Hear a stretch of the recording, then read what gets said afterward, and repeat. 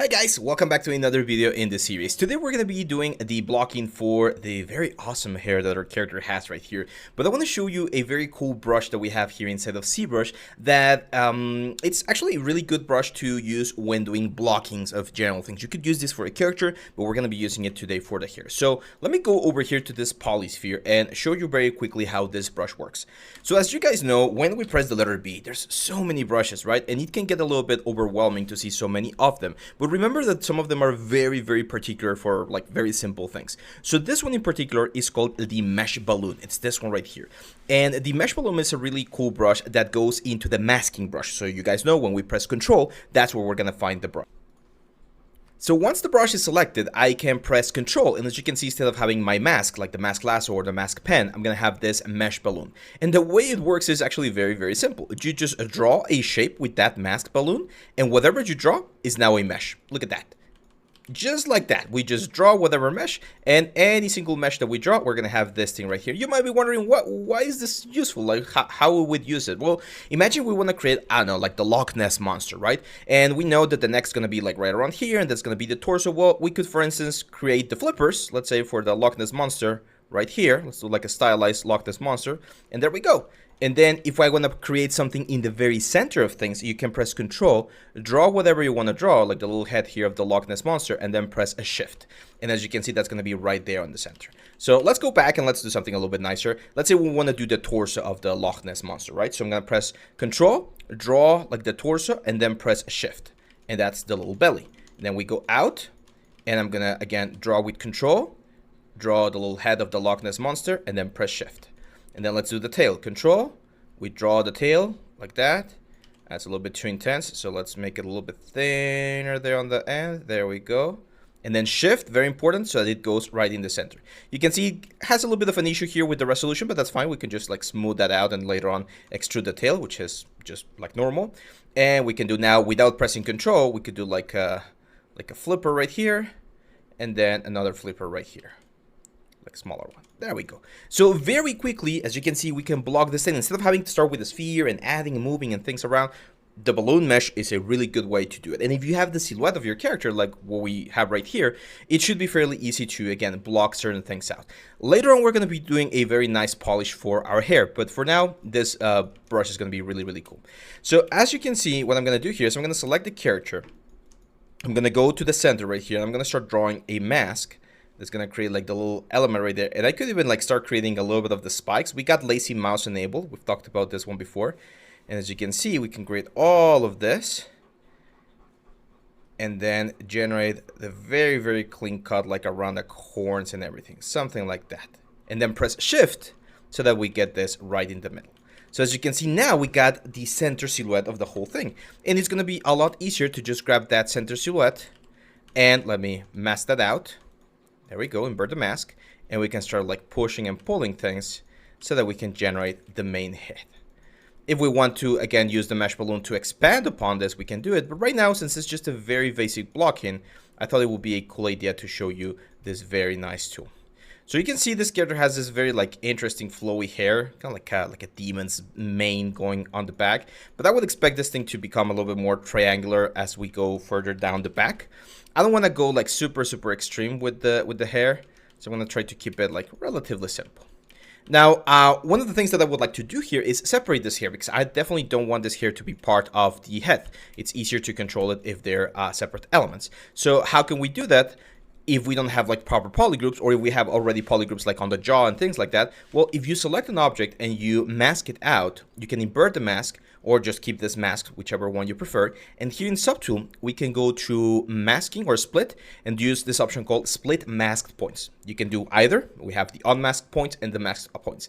And this is like, when I was thinking about this course, this is the way I thought about like teaching you guys everything. As you know, there's so many buttons and many tools inside of ZBrush, but as we use them, I feel it's a little bit easier than to have like a dedicated video for each tool. So yeah, there we go. Now we can go to our clay builder, for instance, and start like blocking things out a little bit more.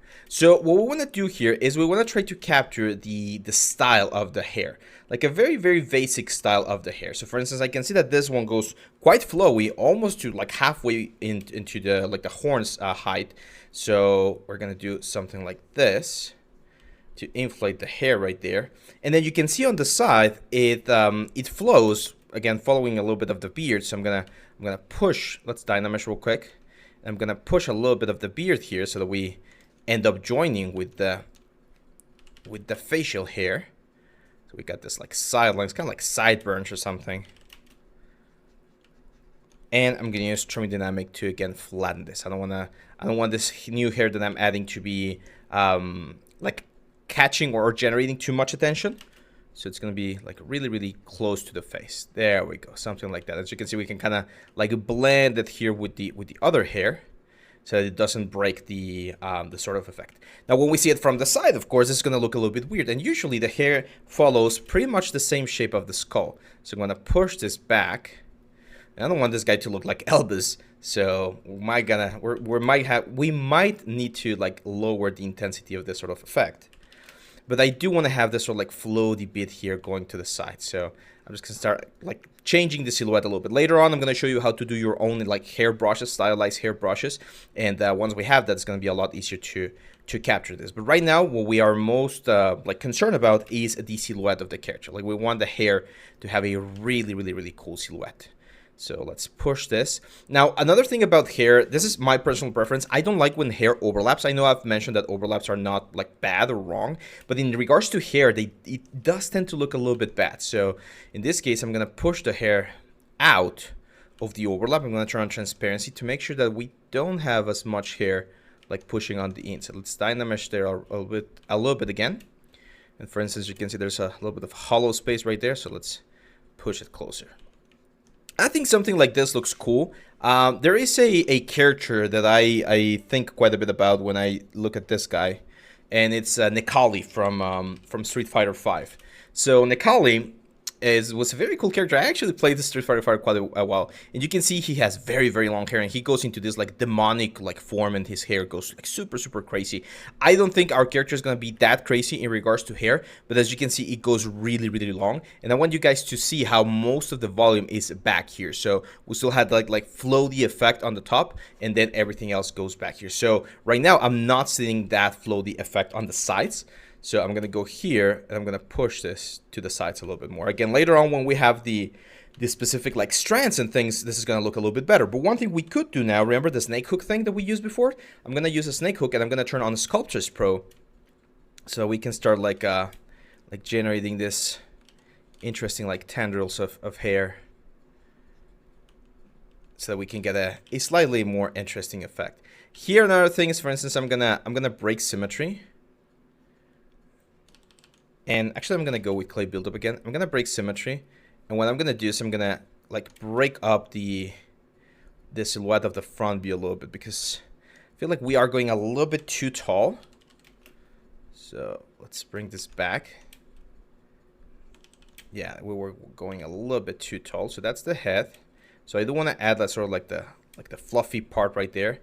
But back here, with a be very, very careful. We don't want to like generate or show.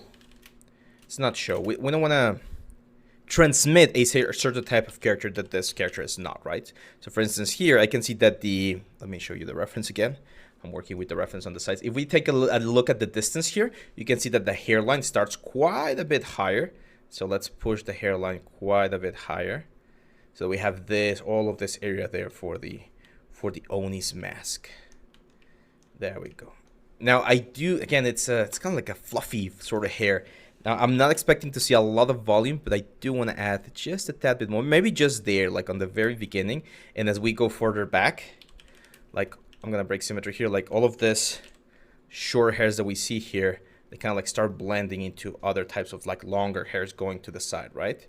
So this is sketching phase. I know it seems like a waste of time right now, because we're going to be replacing it with like proper hair later on.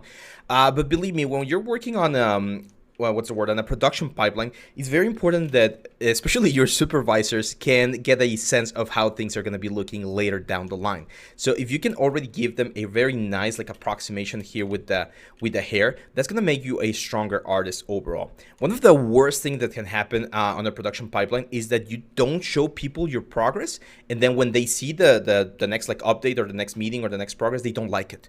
And if they don't like it, there's so many things that you're going to have to fix, and usually eventually that's not something that you want to do. It's very, very annoying to have to fix things. Now, I'm gonna give you again like my 2 cents of advice.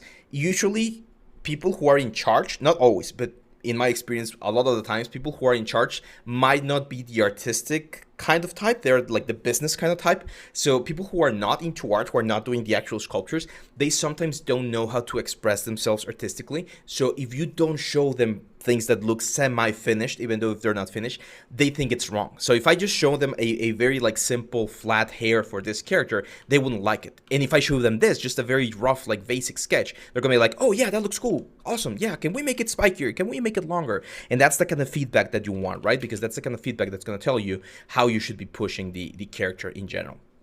So again, even though this stage right now from a artistic point of view might look a little bit redundant, because we're going to be replacing the hair with cleaner hair later on, it's really, really important. It's more important than you might think at first. So trust me on this one. Again, it's an artist. You always want to be protecting yourself, and by showing like advances and progress, works in progress to your client, you're going to do just that. That way, later on, they cannot say that you didn't show them, and they are the ones in charge of paying you the overtime. So yeah, that's pretty much it, my friends. That's the hair right there. And in the next video, before we jump into the hands and into the feet, I do want to do a quick stylization pass, because I feel like the character's looking nice, but it's looking still a little bit too realistic compared to this like super stylized effect. So we're going to push things quite a bit. Hang on tight, and I'll see you back on the next video.